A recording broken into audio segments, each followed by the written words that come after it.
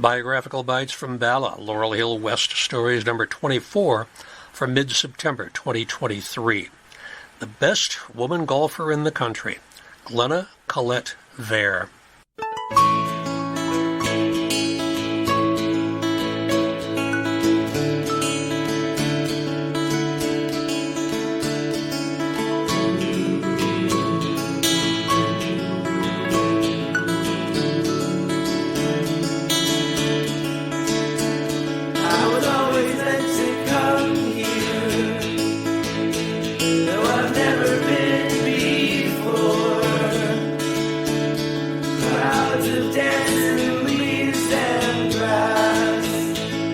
Stony plots that are covered with thorns. Who are these days at peace? Who are these days at peace? Who are these days at peace? Who are these days at peace?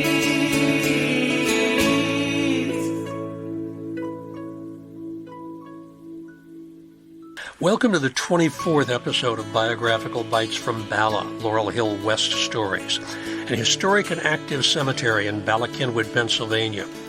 I am Joe Lex, retired professor of emergency medicine from Temple University, volunteer tour guide, and volunteer podcaster.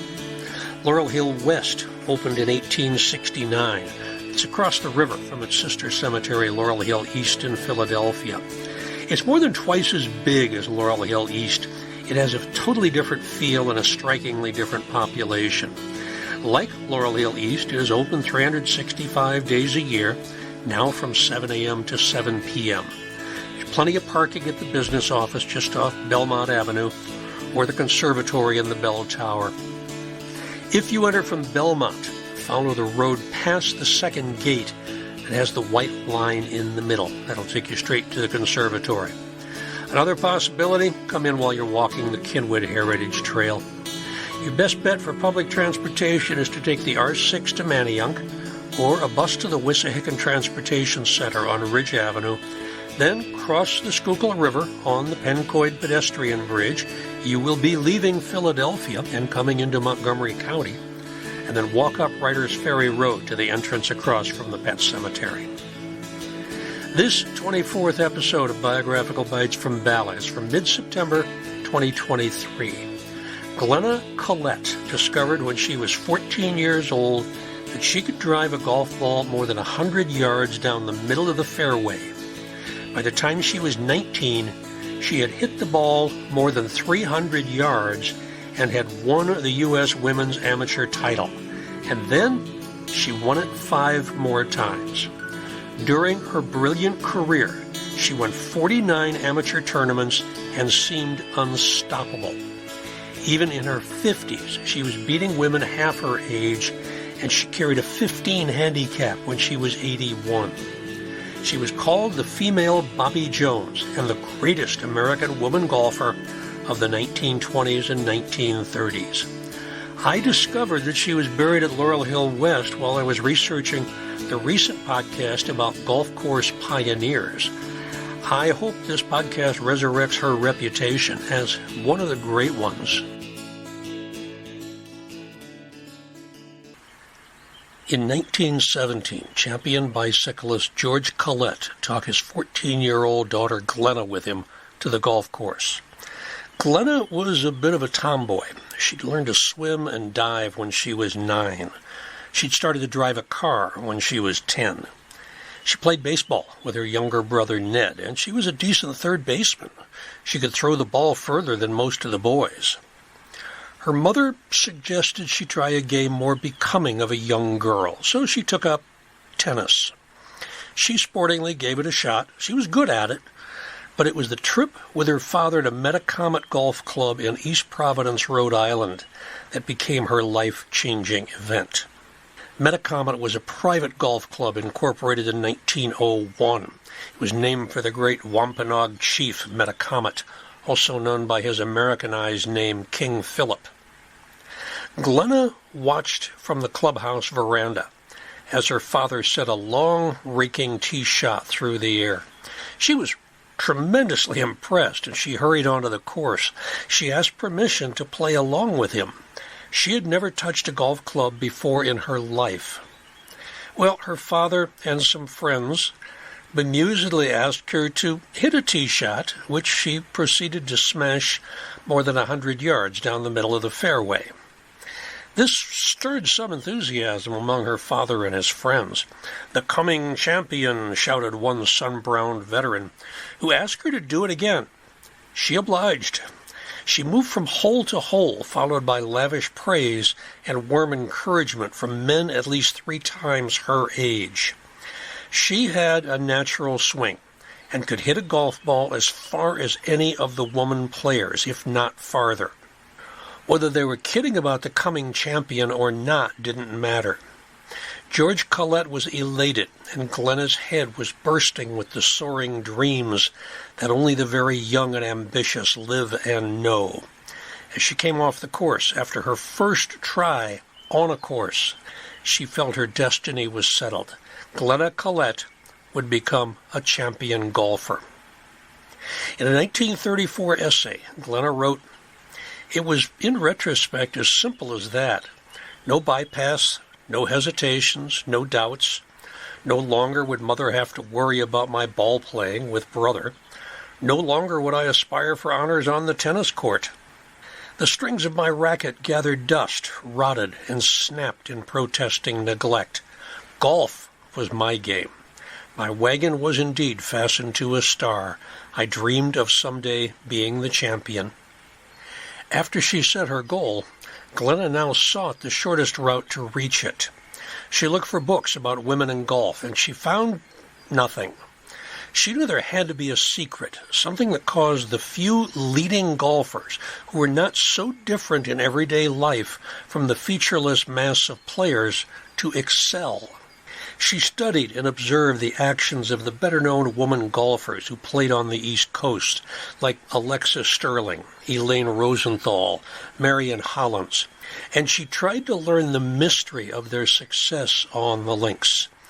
What she learned was there was no mystery about it. These golfers excelled because they exercised faculties every athlete possessed in some degree or another, but they were more accurate, more painstaking. They hit harder. They had iron nerve under the strains of tournament play.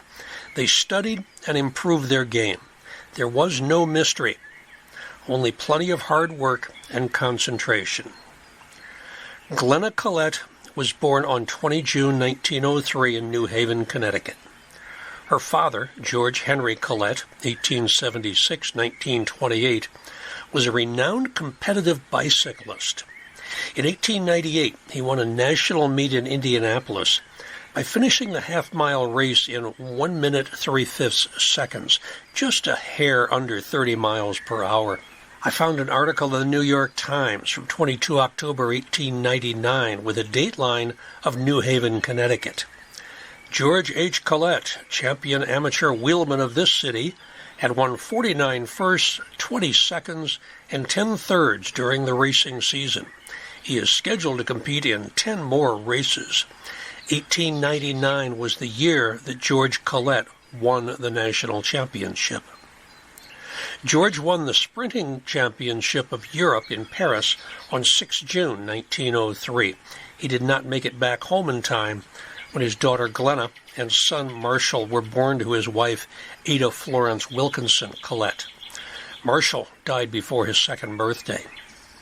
The family moved to Rhode Island when Glenna was 6 years old. George became a general agent for Mutual Life of Worcester. In addition to bicycling, he was an excellent bowler who hit 300 several times, and he played a creditable game of handball. George's championship was earned at the Velodrome Buffalo in Paris, which existed from 1892 until the Great War, when it was demolished and the land was used for an airplane factory. Its name, Velodrome Buffalo, came from the showman Buffalo Bill Cody, whose circus had played there early in its existence. After Glenna showed promise in golf, her father cut back on his own career to help his daughter with hers. He took her to his golf club every opportunity. In the evenings after dinner, she would hit hundreds of golf balls into a golf net he set up for her in their backyard. During summer vacation from school, Glenna played from morning until night, took lessons, and practiced. And when she was old enough to drive legally, George gave her a car. After that, she seldom missed a day at the club. She challenged older members, hoping to learn from them. Glenna's first rounds were an ordeal. She was long and accurate off the tee, but wild with everything else, and often she missed more shots than she made, got into all sorts of hazards, and would finish a round with embarrassing scores of around 150. She often thought about quitting, but she enjoyed the thrill of hitting the ball far down the fairway way too much. In 1917, the American Red Cross sent an exhibition tour of young golfers around the country as a moneymaker. It came to nearby Rumford, Rhode Island. The traveling quartet, called the Dixie Kids, featured Alexa Sterling, age 20, Elaine Rosenthal, age 21, Bobby Jones, age 15, and Perry Adair, age 18. Sterling had just won the National Women's Championship and was considered the best woman golfer in the land. Jones had made a name for himself by qualifying at the National Amateur at Marion. Remember, he was 15 years old, just a year older than Glenna. Glenna went to see them, each just a few years older than her, and was inspired by what she saw. While the men paid attention to Bobby Jones, the women tended to follow Alexa Sterling. Elaine Rosenthal was the one who made news that day at Wannamoisett by shooting an 80. Glenna watched every move the older girls made, and she learned. And when she next played, she did not think of her stance, her hands, or her feet. She says, "All I did was endeavor to hit the ball, and I must say there was decided improvement." She wasn't overthinking anymore. By the time she was 18, she had hit a measured tee shot that traveled 307 yards. That's further than most men could shoot, and at the time it was a world record for women. And don't forget, this was in the years before metal-shafted golf clubs. She topped 300 yards with a wooden shaft. She continued to practice. She took lessons from Scottish-American golf pro Alex Smith at her home base of Metacomet. Smith had won the 1906 and 1910 U.S. Open. He was also known as a long driver. Her first big tournament was the Rhode Island Women's Championship in the fall of 1918. She was 15 years old. She finished near the bottom with an uncomfortable 132. But in 1919, between June and October, she played in 10 formal tournaments and steadily improved. Just before her 16th birthday, she played in the Women's Eastern Championship at the Appowamus Club near Rye, New York, and she was paired with Mrs. Caleb Fox, the oldest player in the tournament. Cameras followed the odd couple from hole to hole. Glenna's brassy refused to cooperate, and her putter was as stubborn as ever.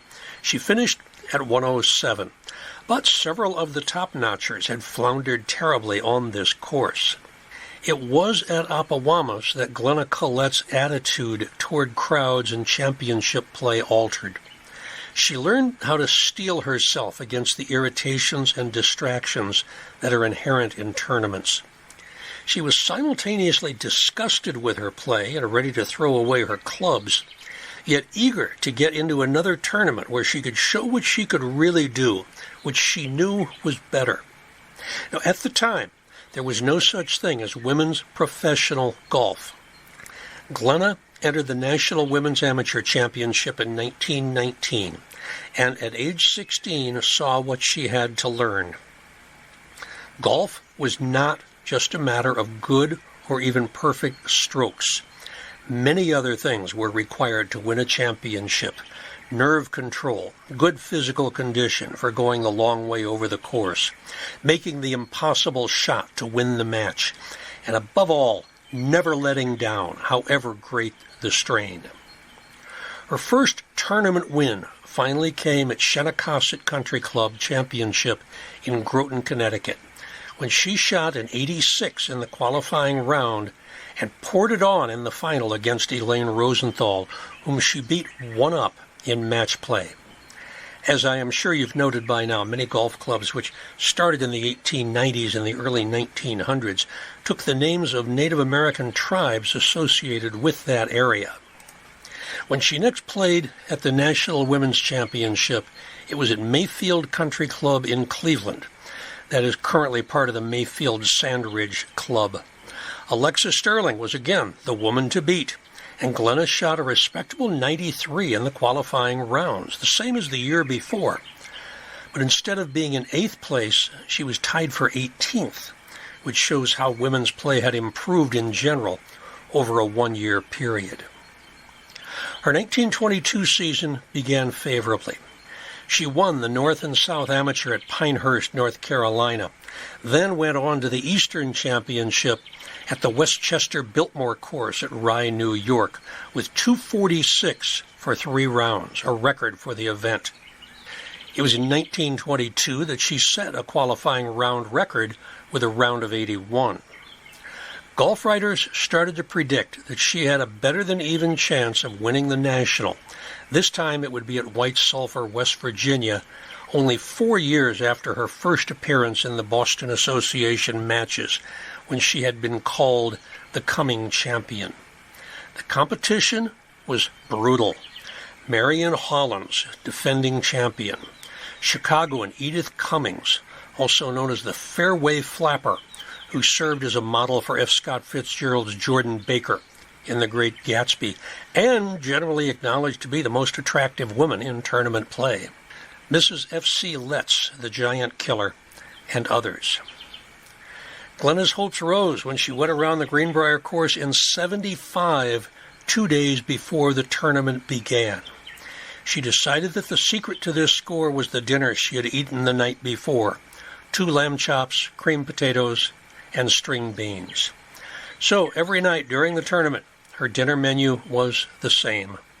She also decided that the skirt, sweater, and the hat she wore that day of 75 must be her lucky combination, so she wore the same costume all through the tournament.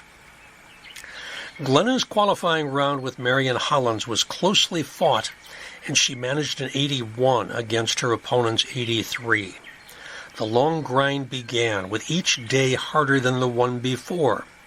She won her first 2 preliminaries before meeting her foe Edith Cummings, who, as one writer described, swaggered along as jauntily as a bullfighter, ready to pounce on any mistake her opponent made.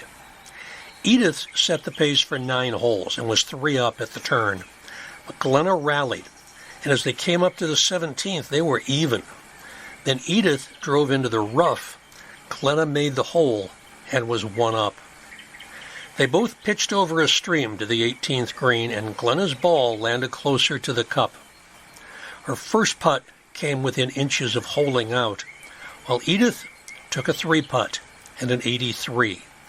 Glenna tapped in her ball for an 82. Now only one person stood between her and the trophy, Mrs. W.A. Gavin of England, who had shot a 78 in her semi-final round. The morning of the final started well for Glenna. Her long, accurate drives gave her steady advantage over Mrs. Gavin and consistently left her opponent 20 to 50 yards behind. Glenna was up 6 at the end of the first 18 holes. The Englishwoman, who had reached the final of the American Championship 3 times, was not in her best form. She shot 45 for her first 9 holes, and although she steadied during the afternoon play, her morning score was too much to overcome. The match ended at the 14th hole, 5 up and 4 to play for Glenna. She had won her first national amateur tournament. Starting in 1922, Glenna began spending her winters in Florida, usually at Bel Air. On one occasion, she was playing a match there on a course that was crossed by railroad tracks. As she came to the tracks, a train approached the fairway. Without hesitation, she took the spoon from the bag and played the ball over the train to the green, astonishing her opponents and scaring the wits out of passengers in the line of flight. 1923 was the year she would turn 20, and she was still learning, but she already had a national championship to defend. She defended her North and South title at Pinehurst by beating Marion Hollins 5-4 in the final match. She went on to win the Eastern at the White Marsh Valley course, which had been recently designed by George C. Thomas, one of the architects I talked about in an earlier podcast. The weather was insufferably hot, and only 4 of the contenders broke 90. But Glenna beat Alexa Sterling by 6 strokes. At the Buffalo Country Club Invitational, she finally beat her foe Audrey Faust on the 20th hole. And in the late summer of 1923, Glenna won the Canadian Championship. But when she went to defend her title in the American National, she lost in the 3rd round to Mrs. Clarence Vanderbeck of Philadelphia, who died in 1935 and is also interred at Laurel Hill West in the Washington section. It was in 1924 that Glenna set a record that will almost certainly never be surpassed. She was the first woman to break 80 in the U.S. Women's Amateur when she shot 79, but in that year she played in 60 competitive rounds. She lost 1, and the story of that one defeat bears repeating. In August 1924, Mary Kay Brown was a finalist against Helen Wills in the National Singles Tennis Championship at Forest Hills. 2 weeks later, she and Glenna met in the semifinal of the National Golf Championship at Glenna's home club, the Rhode Island Country Club in Providence. Mary Kay, as friends called her, was 12 years older than Glenna and one of her idols. Glenna had watched Mary Kay lose her 3-set match just weeks before meeting her on the links in the semifinals. Imagine that. This woman went from playing in the finals of the U.S. Open to playing in the finals of the National Golf Championship, Women's Amateur Golf Championship, in less than a month. It was an all-out battle, and after 17 holes, Glenna was one up. On the 18th, Brown's fairway wood approach shot veered into the woods, but it hit a tree and it bounced onto the green. She sank the putt to win the hole and extend the match. On the 19th hole, Glenna made the green with an approach shot just 3 inches from the cup. Mary Kay lay further back on the green. To Glenna, it seemed to take forever as her opponent dressed the ball, head and body still, slowly drew back her putter. Glenna felt her hands grow clammy. She gripped her club hard. The gallery was silent. Mary Kay struck her ball, and Glenna watched helplessly as it moved slowly toward the cup. It looked like it would miss by inches, but as it seemed to slither away, it struck Glenna's ball and ricocheted into the cup. Mary Kay Brown had won and moved on to the final, which she lost to Scottish golfer Dorothy Campbell Hurd. Glenna regained her national title in 1925, and then she won it again in 1928, 29, and 30. She also snagged the French title in 1925, the Canadian in 23 and 24, the Eastern in 22, 23, 24, and 27, the North and South in 1922, 23, 24, 27, 29, and 30, the Palm Beach in 23, 24, 25, Florida East Coast in 25 and 28, the Buffalo Invitation in 23, 24, 28, the Shenecasset in 1920, 22, 23, 24, and 26, and, of course, the 5 U.S. national titles. Despite several attempts at the English amateur title, she was always defeated, usually by Joyce Wethered, with whom she became lifelong friends. Her rounds against Wethered are probably worthy of an essay in themselves. Glenna was a bold, dominant player who attacked each hole with fury and accuracy. She also had a little patience on the course and made it a goal to get around the 18 holes in no longer than 2 hours. Only 2 American women were considered her near equal. Alexa Sterling, whom she'd beaten 9 and 8 in 1925, and Virginia Van Wee, whom she thrashed 13 and 12 in 1928. That is a record that stood until 1961. In the September 17th, 1927 edition of New Yorker magazine, there was an article about Glenna in the profiles section on page 27. It talked about her blue Mercer automobile, which had been given to her by friends in Providence after she won the 1925 National Women's Championship. The Mercer Type 35 Raceabout was a high-performance vehicle that was made from 1909 to 1925. Glenna was recognized by everyone in the city, especially when she went 70 miles per hour through town. Once a Providence police officer caught up with her and, standing with his foot on the running board, asked her to stay under 50 when you pass the courthouse.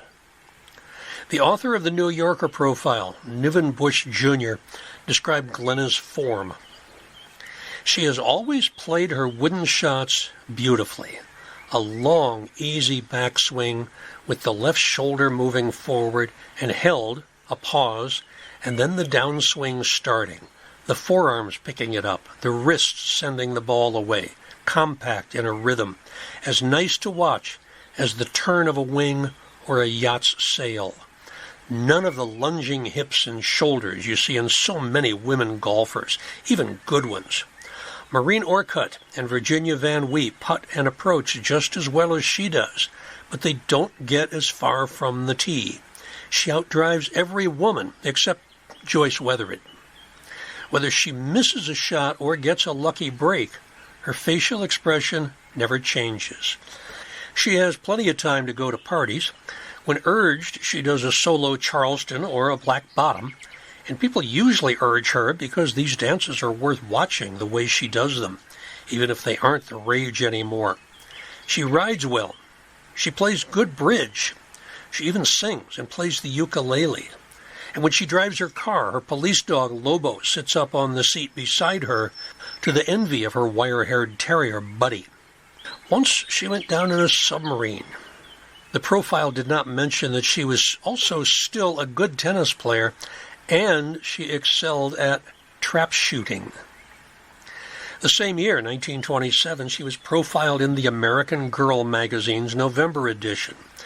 She gave a lot of basic tips to girls who wanted to become excellent athletes. A girl who is strong and willing to keep at her favorite game can learn how to play well. Never be content with less than your best. In 1928, she wrote her book entitled Ladies in the Rough.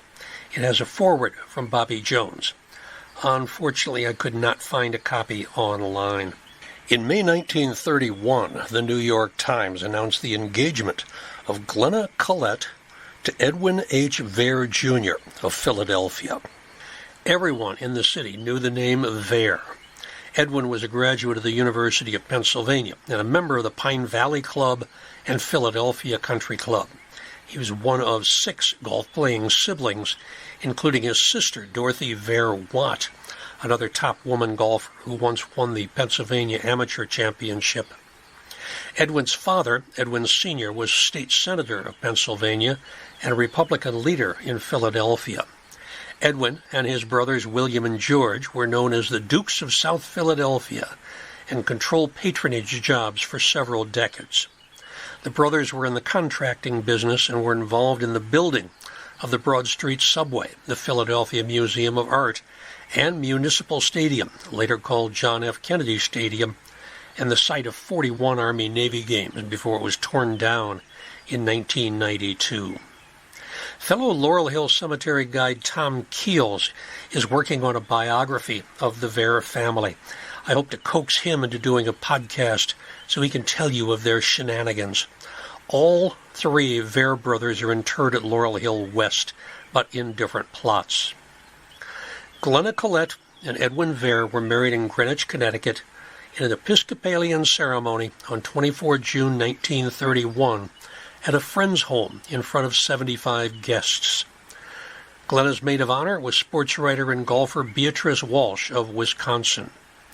The couple decided to make their home in the Overbrook section of the city. Her daughter, also named Glenna, was born on 21 June 1933 at Lankenau Hospital. Her son, Edwin III, followed on 16 July 1934.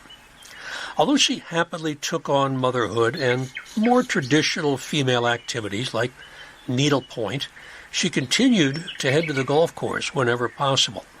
And she returned to tournament play, determined to win one more amateur championship so she could see her new name on the cup.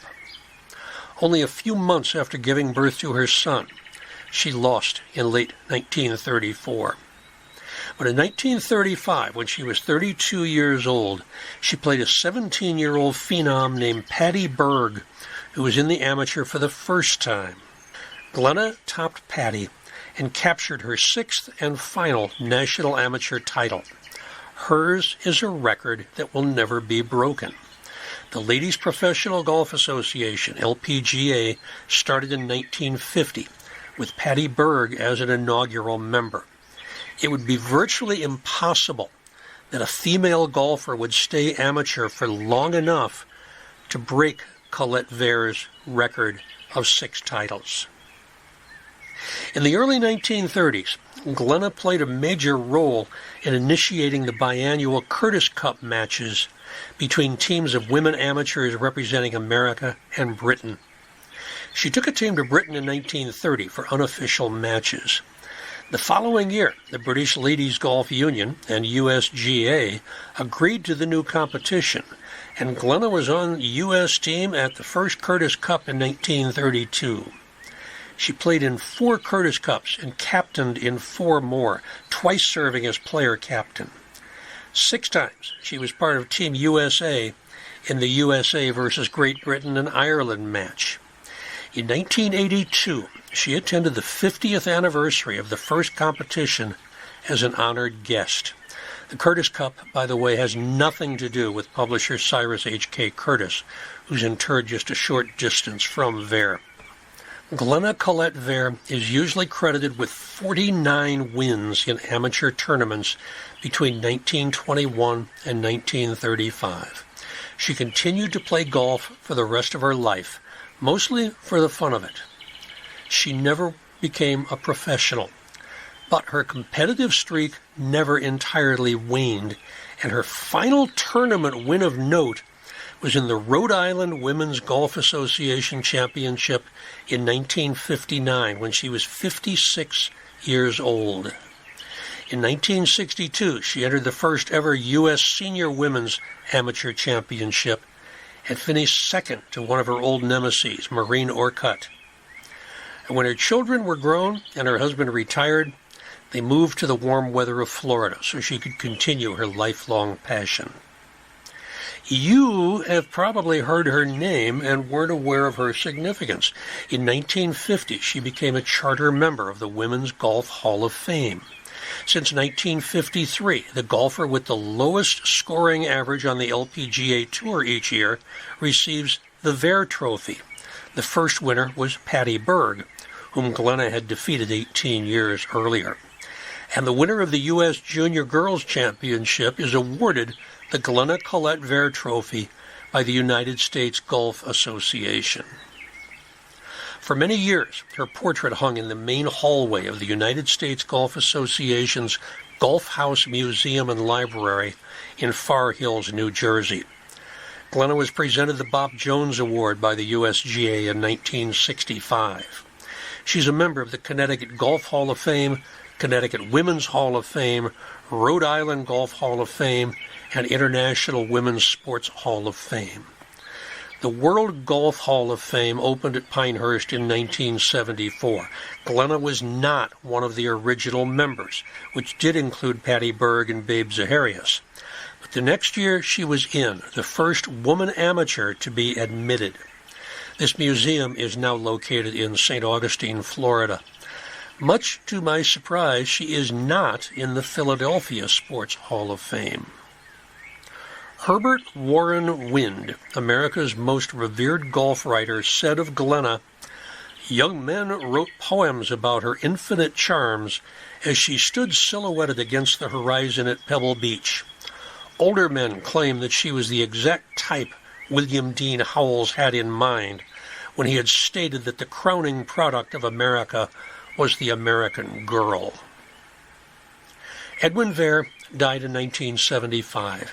His cremains were interred in his father's family crypt at Laurel Hill West.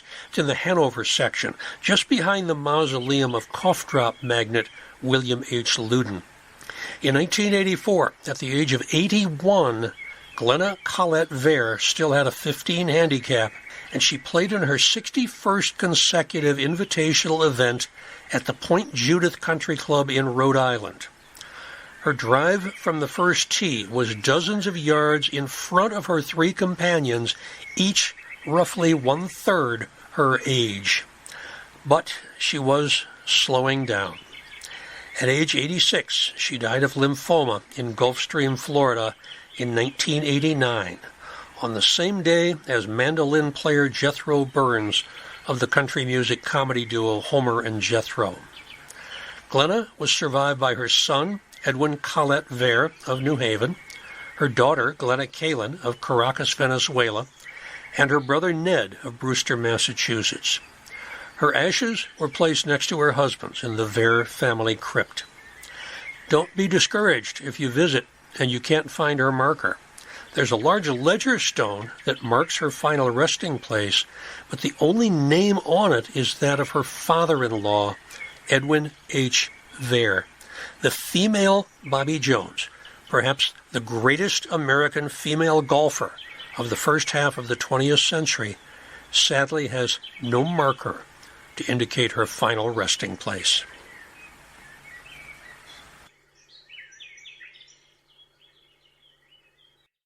The October edition of All Bones Considered, Laurel Hill Stories number 55, is called The Supremes.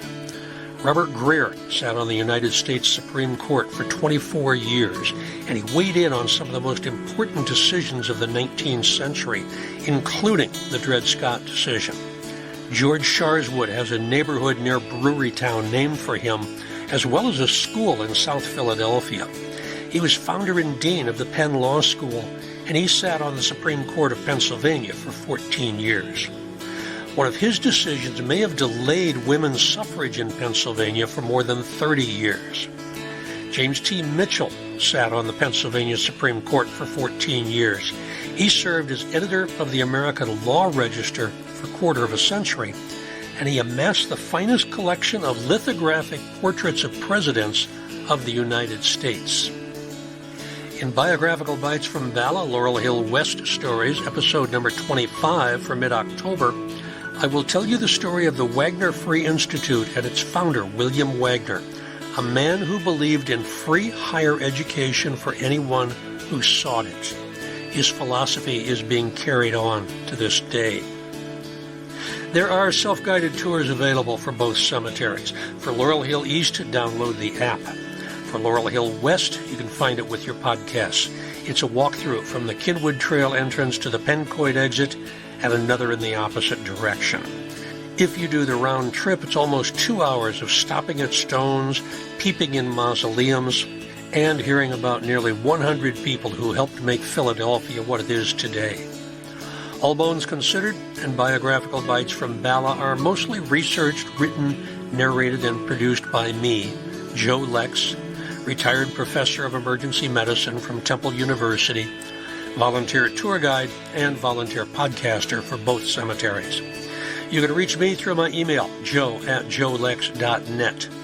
The theme song, Names at Peace, is by local artist James Harrell. Maybe I'll see you on a tour. Stay safe, stay well. Bibliography follows. Tons and tons of newspaper articles about Glenna Collett and then Mrs. Edward Vare, which is what the newspapers did when somebody got married, probably up until the mid-1960s. What I did find online, which means you can find them also, and this is mostly through archives.net, In the Women's Clubhouse, The Greatest Women Golfers in Their Own Words, edited by Terry Leonard. It was Contemporary Books, 1934. The chapter by Glenna Collett-Vare runs from pages 71 to 84. There's a 1956 book called Story of American Golf. Sorry, I did not write down the printer for that, but Glenna's story is from pages 243 to 258. 1964 book, Famous American Women Athletes, by Helen Hull Jacobs.